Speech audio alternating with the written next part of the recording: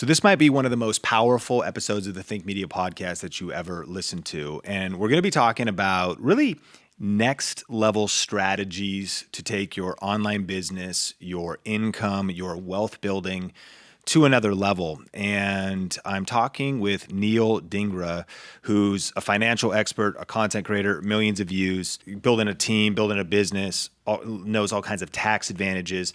And even if you're a beginner, this is the kind of conversation I wish I could sit on the wall and listen to back when I was starting, and to help me go further faster and maybe even make different chess moves in my journey of starting and growing in the creator economy, but also protecting my wealth and scaling my business overall. So Neel, welcome back to the podcast. Thanks for having me, man. Appreciate it. So I'm fired up to get into this. We were brainstorming off camera. We jumped on the phone and we came up with like 5 questions creators should be asking that are kind of like next level thinking. And this is sort of inspired by the idea that creators are doing big things right now. I see, Mr. Beast, of course, Mr. Beast got a lot of money, but he's doing like Mr. Beast Burger. He's doing all kinds of different merch projects. Our friend Ryan Pineda launched a big NFT project, generated millions of dollars, and of course is also diversifying into real estate, other businesses he's starting. You look at someone like Shelby Church, who opened up an Airbnb business. A lot of creators are doing that. There's tax advantages with these things. There's different creators that are using the money they're generating and they're investing it in future things. And then there's also a lot of things happening where even if you're just at a lower level, even maybe making $50K a year, there's some big savings you could have if you're more strategic with your income. And so the first question we wrote down, and I'd love for you to brainstorm on this, is how can I strategically reinvest into my business? Some creators start making some money and then they just start buying dumb stuff. Yeah. So how do you think when you think about generating income and then actually reinvesting it into your business? I think the first thing you could do, and this is the first hire for everybody, is someone that could help you increase your output. So we talked about on another podcast how to even just hire an editor.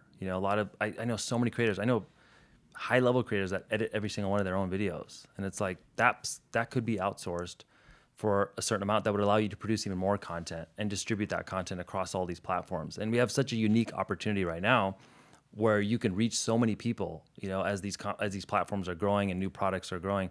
So I think that's like the first thing of like, hey, you're making this extra money, maybe defer or delay gratification of you got this extra money now, instead of spending it on something like the car or the trip or whatever it is that you want, put it into the business with that new hire or with that equipment that would upgrade the look of your content. I mean, a lot of people are shooting with not the best equipment, and their excuse is that the platform doesn't really care. You can shoot it, and that's true for getting started. But at a certain level, the quality does matter. And I've noticed you get better quality connections based on the quality of your content.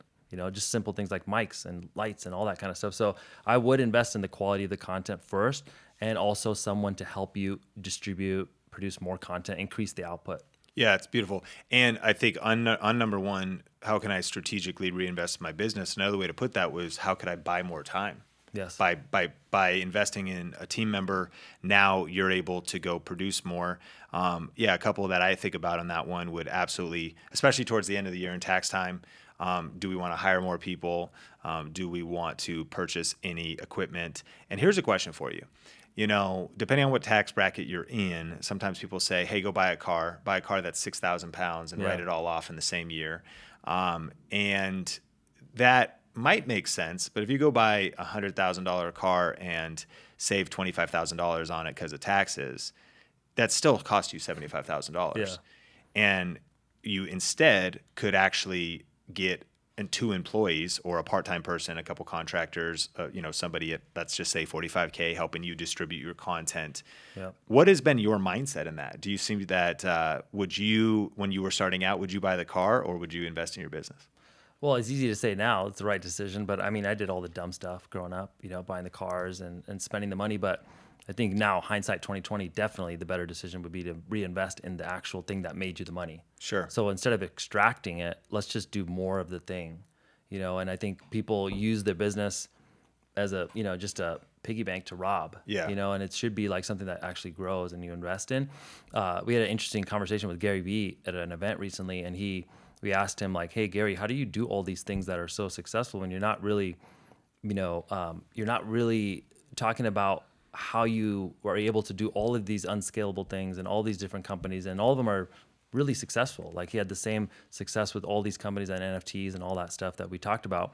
And he said it's because I didn't need the money, right? And it's kind of easy for him to say, you might say, because he's already wealthy. But even in the beginning, he talked about how he lived with his family on meager money and just took whatever money he had and invested it in early stage companies. That's what got him to the first level of wealth. So like delaying the gratification seems to be the formula in the beginning for people, how they got to like next level wealth was they took that 50 grand, which isn't much, or that 10 grand, which isn't much. And instead of spending it, they invested it in an early stage company or in themselves or in their own company. I love that. Delayed gratification was a bomb drop for sure, because so many people want it right now, not realizing that even if you maybe didn't buy that car for 1, 2, 3 years, then you might be able to buy 10 cars because of the scale that could be created because of reinvesting in your business. What's funny is personally, we were even just thinking about, we just had a second baby, and we have a 2016 Ford Explorer. Yeah. Come on, sport, turbocharged. But this thing's 6 years old now, right? Yeah. I can buy whatever car I want at this exact moment. But even talking to my wife, we went around. We were going to get like a Toyota Sequoia 2022 TRD. And then we were looking at prices, and we're like, this thing's $80K, and this is just us. We lean way more to that Gary Vee style. I was like, man, this car's fine. We could drive this thing till the wheels fall off. But on the flip side, we also are looking at making about $500,000 investment over a 12-month period in hiring and raises at this moment as well. So that's real money. Yep. And so trying to play the long game. It's also kind of maybe long game versus short game thinking as well. Like, our Ford Explorer is cool. Our Jeep is cool. And so... I don't think there's anything wrong with, like, wanting nicer things to get. Like, I can't say anything. I bought a Lambo, a year ago. So they might be thinking, oh, you're a hypocrite. Well, no, I waited 20 years to buy that car. Literally 2 decades of doing the thing and trying to figure out success and buying all the real estate first. So I think when you start to invest, it's going to allow you to get, instead of getting the Toyota, now you can maybe get the Lexus, or you're going to have even better things coming in the future if you could delay that initial gratification. So powerful. Okay, so the second question is, what new product or service could I create that would solve my audience's or clients' problem? So next level question, you came up with this one. Expand on, if someone listening to this, why they should ask this, and maybe how you would apply this question. So let's say you're having success in your journey. Maybe it's with content creation, for example. That's an easy one. Say you're doing content creation, you're able to apply it to your business to get more clients and grow that business. You've gone from step A to B. You are now qualified to teach the people how to go from A to B. There's this interesting phenomenon where people no longer want to learn from a guy who's 10, 20 steps ahead. They like to learn from a guy who's 2 steps ahead. Or a gal that's 1 step ahead. Reason being is now I feel I can do this. So you can monetize that by creating courses, coaching, mentorship. And I think a lot of people feel like they're not qualified because this space is kind of littered with scams and all that. But if you are a genuine person, you have knowledge to share, and you really want to help people go from A to B, and you've done that, there's nothing more powerful than saying, I'm going to teach you what I just did. That is a monetizable thing. So I think there's a lot of products, informational products that we're sitting on, that are sitting, in our mind, that you could throw into a course on any one of these learning platforms. And it's just taking the time aside to shoot that content. And then I've noticed this does the best in today's market is a course plus some sort of updating mechanism, such as I'll do a call with you, a group call every month or every bi-weekly. Or it could be a course that updates. I add modules to this every 60 days or whatever that is. So it's not just a static thing. And there's a lot of money to be made in the information space if it's actually helping people. So there's maybe a lot of things that could apply to this, but to be even more clear, you're suggesting that people really join the e-learning info space. Yeah, it is a multi-billion-dollar space, and we need more people who are actually subject matter experts. So let's just say you're subject matter expert at real estate, at anything, at equipment, whatever you know, you should teach. And I think people feel like they're not qualified to. But if you are a true expert at that, you should put that into a product and monetize that, and not feel bad about that at all. Yeah, that's powerful. And I believe the same thing. I think, the stat from Forbes was that by 2025, it was going to be $1 trillion a day industry or something like that. And not only that, just the idea that it's also one of the best business models or products to sell because of fulfillment, because of cost, because of margins. If it's a digital course or if it's e-learning or a membership of some kind, it's not drop shipping, it's not shipping containers, it's not fulfilled by Amazon's cut on the price. Think about it like at a super basic level. Like if you don't even want to do that, create a document, an ebook. Yeah. And if you're not good at design, just write it down on a Google Doc, give it to a graphics designer, make it look like a nice book. Sell that thing for $5 to $10 passively. You create it once, it just continues to produce for you. Yeah, because you create it once, but you can sell it multiple times, so you're creating leverage. And so these are some good questions that you could be asked at any time, but this also might be annual. It's good to go through this. I would definitely ask these questions if it was like December. And this particular question might apply to slowing down in your business and thinking about where am I now? Like, what did I just do? What did I do over the last 6 to 12 months that I can maybe now teach on? You and I both have an event. Yeah. And so we've been doing our event for 5 years. You've been doing yours for a few years. Probably wouldn't want to teach on events before we've done it or after one time. Yeah. But actually, my goodness, we could save people tens of thousands of dollars, if not hundreds of thousands. And you could show them opportunities to make money from the events, right? Because all the lessons you learned. All the lessons we learned. Yeah. So we could look back, what have we done now? And so if you're listening to that course doesn't even exist. Yeah, it is. Come to think of it, we're brainstorming right now. Yeah. And it's a course I would love to pay for because, we spent nearly $1 million actually on Grow a Video Live 2022. And it was profitable. It turned out incredibly well. But all that to say, my God, the level of lessons I've learned, you as well. So where are you? You're listening to this. Where are you right now to look back and say, what have I just learned? And I love what you said. You've gone to A to B. You left A, you arrived at B, you got that result. It doesn't mean you've been at F or D. I definitely don't want to create the course, How to Become a Billionaire. Yeah. Certainly haven't done it. So where are you now? Okay, let's go to the third question. How can I strengthen my brand and my market positioning? Why is this a powerful thought exercise? Well, I think people aren't thinking big enough, and we were just talking about this today at an event.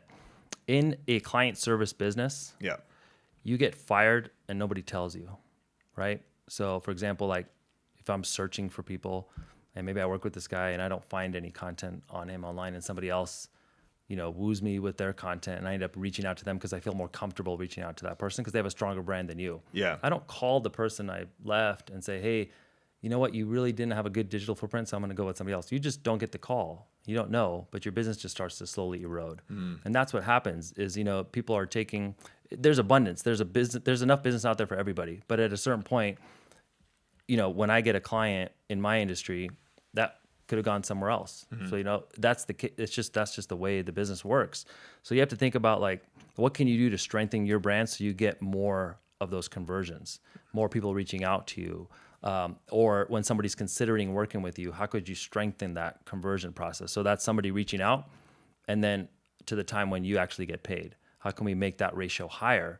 And that's through having a strong personal brand and content. So, this is probably an underrated part because people are looking to monetize right away, but that's probably been the biggest way I've monetized my personal brand is people just want to work with you and they don't consider the competition once they've seen your content. I'm surprised at somebody watching 5 minutes of videos crushes my competition. In 5 minutes, I haven't even spoken to them yet. Yeah. Now I get on the phone with them, conversion rate sky high because they already trust you based on the content they saw online. And it's amazing how many people in a client service business do not exist properly online. So that's a great place to start as somebody listening to this is just like, make sure your digital presence is dialed in on all these platforms and invest the time to do that. That's really good. And this one actually kind of gets me fired up because I have been very personally intentional about this, probably more than most. And we didn't get where we're at in Think Media by accident, or I didn't get even where I am with my personal brand by accident. So when I think about this, things that I wanted to do: one, write a book. And of course, you never know how good the book's going to do. But the brand authority and positioning of over 80,000 copies sold of YouTube Secrets, of it ranking on Amazon, of also, like my friend Chandler Bolt, he has self-publishing school. A book is like a business card. Yeah. And so that's a powerful one. You and I both throw an event. And throw an event with, we pay big money for keynote speakers that maybe are an anchor, like a Gary Vee. Grow Video Live 2022 for us was actually a brand play. If I said it more than anything else, it was a brand positioning.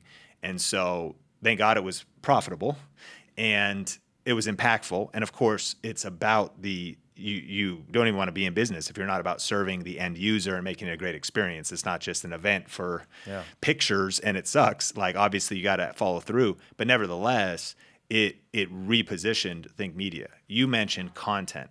So even if you were at the end of the year or at any time, how can I do more content this next year, or staff or team around it, or contractors? Another thing we're doing a study. It's very expensive. But it's kind of like Dave Ramsey, where he goes, we've done the largest study of everyday millionaires like in history. Yeah. So he becomes a market research leader with a real weighted national study. And so Contributing Our Voice will give the study away for free, but now in the creator economy. So these are all different investments, and these are next level questions, and those would increase your brand positioning. Are you ready to start or grow your YouTube channel? Do you feel stuck and need help connecting the dots? Join this free web class where you'll learn the step-by-step playbook for YouTube success. We've helped thousands of purpose-driven entrepreneurs just like you grow their influence with video. Register today for this exclusive training at thinkmasterclass.com. I know in some cases, some people invest in services to help them get in Forbes or Success or these different articles because maybe those logos. But by growing your brand, you mentioned the ROI of that, of course, is your perception. It might help conversions. It might help conversations or sales conversations go faster. It might almost help them become unnecessary because you've already built trust and people want to do business with you. And so how can I strengthen my brand and market positioning? Think about that as you are on your journey. All right, this is one of my favorites. Number 4, how can I reduce my taxes? Now, we've already kind of mentioned some of these because early on, if I invest into my business, that's a write-off. If I invest in something that's not a write-off, then I'm not reducing my taxes. Maybe the car used for business, great. I actually am going to be able to get a tax advantage there. But in some cases, there's a lot of things I could spend money on. It may not be a write-off, and I'm going to get so much more leverage if my money's going to go farther. My business money is pre-tax. The money I've made as a 1099 creator, when YouTube pays me ad revenue, when Amazon pays me affiliate money, when I collect money for my online course, I have not paid taxes yet. And I do not pay taxes until I have to pay quarterly, at least estimated, and then eventually when my taxes are due. Therefore, I am not getting a tax return. Huge myth. People are like, I'm getting a tax return. No, the government actually just took your money and now they're giving it back to you. They held it all year long. You could have held it all year long, had more leverage with it, done things with it. And so how do you think about taxes? I think some of it's unavoidable, but you have to think like, what are the things that I could do to be more tax efficient? And, I hate it when people are like, I don't want to make this much or get into this because I'm going to pay more taxes. Well, one of the common misconceptions is like the tax brackets are not retroactive. The next tax bracket is on the income above the previous one, so it's just that section. So I would strive to be in the top tax bracket, totally. That means you're crushing it, right? But there's things you can do to bring down the tax liability, make strategic investments before the end of the year. One simple thing that I notice a lot of people don't even have set up is a separate entity. So you are a sole proprietor as a creator or whatever business you're running, and you're filing that on Schedule C. You should set up a separate company, because there's tax benefits associated with that. You could talk to your CPA, but LLC or an S Corp or something to that effect. And then now you can make those deductions there. You can reduce payroll taxes. There's all kinds of little things you can do. And then, you start to get into like these little things that have small impact, but combined in the aggregate, like they make a decent sized difference, So all the little tax efficiencies you can do.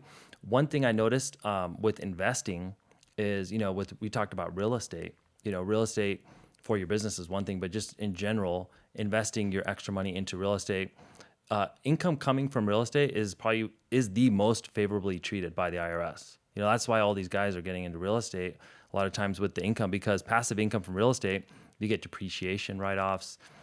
There's all kinds of benefits to that. And now you're paying like sometimes zero tax on the income that you're getting from real estate. And that's a huge benefit. There's things like people will buy a property and do a cost segregation analysis, which sounds complex, but basically you get a huge write-off in the first year of owning that property, which can offset your taxes across the board.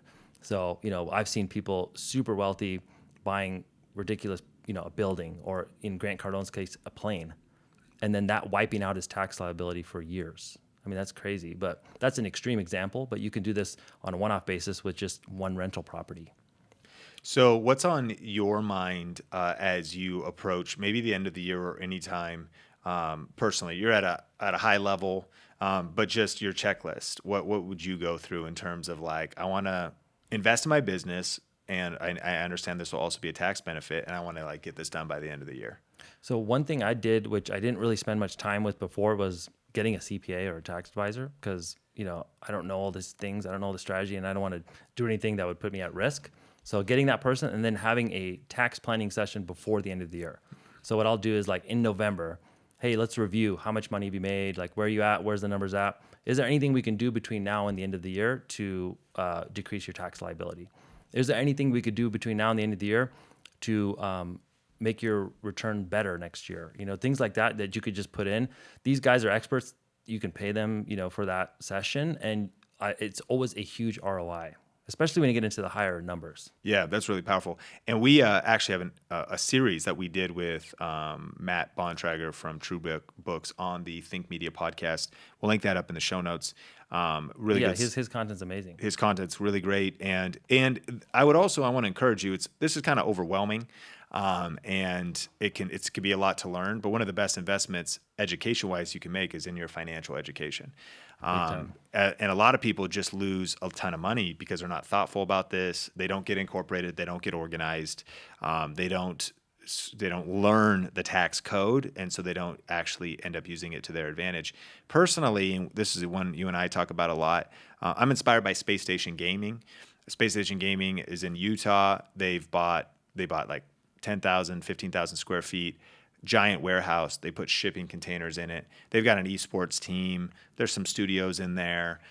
They have a brand deals business where they help people get brand deals, and they have compounded their success. So you and I are talking about, in Vegas here, we want to, we've been looking at like a larger house that maybe has no HOA, what we could do on the property just because we'd use it for like shooting or events or masterminds. We're looking at commercial real estate that we would maybe build out. A friend of mine, David Shands, I'm about to speak for him. He's got, I think it's called like the Creator Clubhouse in Atlanta, and he got 3,000 square feet. He built 2 podcast studios.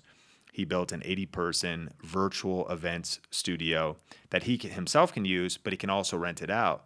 So you could get some money and just let it get taxed and put it in the bank account. Not bad, because sometimes taxes are unavoidable. You just pay the bill. You also could buy a car, or you could think about, like, I'm buying a building. Not only is that a write-off, but I also just started a whole new business. Now I can rent out these podcast studios. I maybe want to use these for myself. And that's what we hope is inspiring, just a next level way of thinking. Yeah, just thinking bigger. Thinking bigger. And back to that, again, I think, okay, I'm putting off the Toyota, which is so chill. Yeah. But I'm like, instead of, and I've heard some people say, instead of the car, put it into real estate. I know some people's principle is, until I get real estate cash flowing me the money to pay for my liabilities, I'm going to invest in assets.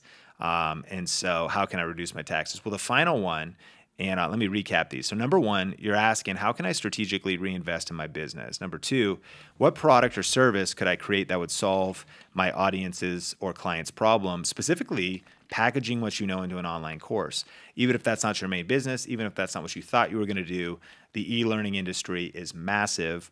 It's coming up to be $1 trillion a day industry. And so tapping into that, once you've gotten it from A to B, package your knowledge and start to sell it. Number 3, how can I strengthen my brand and my market positioning? One of the things we also sometimes think about is like prepaying marketing and prepaying for maybe something that's a service for our brand. And so if we do that before the end of the year, we know we want to work with someone who is going to do some PR or branding. For example, we paid for this study that we are doing that was nearly $100,000. We paid for it last December. It's not even done yet. We just wanted to get it off our books. They said you can make payments. We said we don't want to. We want to pay the whole, because we knew we wanted to do the whole thing. And what you hear when it comes to taxes is this idea of kicking the can, right? And just continuously kicking the can down the road forever if possible. And so how can I strengthen my brand and my market positioning? How can I reduce my taxes? And then finally, how can I protect my business during a recession? You've created some great content on this. Uncertain economies are a whole different landscape. And so maybe you have some money, but you don't want to go stretch yourself into a loan, a construction loan, a commercial. Maybe you want to be conservative. I don't know. What's your take in the midst of being in a recession, uncertain economy, or looming economic uncertainty? I think you want to invest in a lot of the things we talked about, like brand positioning, things like that, are going to be more elevated during a recession. So in a recession, the flow of money from people to companies and vice versa just slows down. So that money's still there. In this case, it's a unique recession because money's being eroded by inflation, right? So you need to make more money than ever before, and you need to invest in things that can produce money. So I think, like, what are the investments you could make that could increase your cash flow, that could protect your business? When you talk about brand's the ultimate protection for your business, because that's a moat, around your company that took you years to build. And same thing with the content stuff. Like we were talking about putting out more content, that really helps to protect you, get you more business. And the one thing you can do in a recession is make more money and then invest that into things that will protect you. My favorite is residential real estate, rental properties, because of the tax advantages of that. And then also because of the fact that it's always going to be needed. Like I don't have to follow the price day to day. Sometimes, you watch the stock market, it gives you a little bit of illness because it's just up and down and you're worried about your money all the time. With hard assets, it's like, I know this property's there. It could be residential, commercial, and it's always going to produce income. And the value can fluctuate in the short run, but in the long run, it's always going to be there producing income. And that income is treated more favorably, sometimes has zero tax liability. So that's amazing. And that's unique to real estate. So that's why I put a lot of money there. But I just think of whatever you're thinking of doing in a recession, you need to focus on making sure that your cash flow doesn't go down, because that's what happens to most people. And then that's how you get into debt and all these things go out the window, because now you're not making enough money to keep things going. So focus on that cash flow first. Yeah. One of the things I love you said too is actually crank up your content. And I think for us in recession, double down on your content in recessionary periods. And it wasn't really a recession, but it was one of the craziest seasons you and I both lived through. I remember back March 2020, the economy, people get stay-at-home orders. That month, the month previous, we had just hired people and we just paid a tax bill. And so we were negative $30,000 on our P&L in February. Then in March, the economy and the lockdown orders stay in place happen. And we're like, what is going to happen? We're like, already the P&L is not looking good. In hindsight, it was just a month where everything was really concentrated. But nevertheless, we had actually just kind of scaled up. We hired a couple people onto the team. I think it was like Nolan and Tony. And we made some big moves at the time. And then March happened. And I remember I had a choice as a leader. Do I go into the recession mindset and constrict and go on defense, or do I go on offense? And it kind of built a cultural principle for us at Think Media. Yeah, defense is important, protection, insurance, caution, but you're never going to win if you never score. It would be impossible, at least it'd be a tie. If all you ever did is play defense, it was a 0-0 because just nobody scored. But ultimately, the only way you're ever going to win is you got to actually put points on the board. And so we like to ask when we think about recession, man, how could we just keep playing offense? And what's interesting is sometimes the psychology of the masses are to really constrict. So actually, by being on offense, I think my favorite analogy is when I think about March 2020 and then the preceding months, the world kind of froze and everyone just didn't know what to do. And it reminds me of this scene in Forrest Gump. I don't know if you remember, if you've seen the movie, they're on this boat.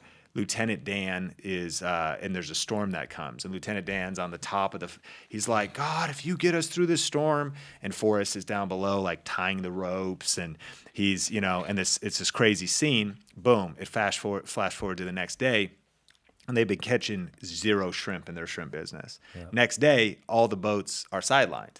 And they're in the water, they're on the shore, and they're just trolling there through the bay, and there is nobody else but them.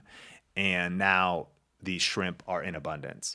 And so that makes me think is that if you can kind of ride out the storm and still be out there fishing, and you can ride out the storm and stay on offense and not get sidelined, not get frozen. A lot of people either run, they freeze, they constrict. You stay on offense during a recession, you actually the money did, like, not all the money disappeared. It just changed hands. Yep. Right. And even if certain people are experiencing economic hardship, there's empathy for that, but there's still money being spent.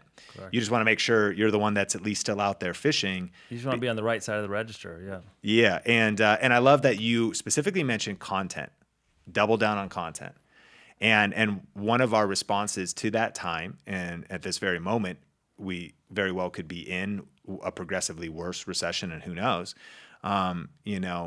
we also made a decision to double down on content. We started 2 shows, the Coffee with Candle show. We started Heather's show, the YouTube Made Simple show, which were weekly live shows.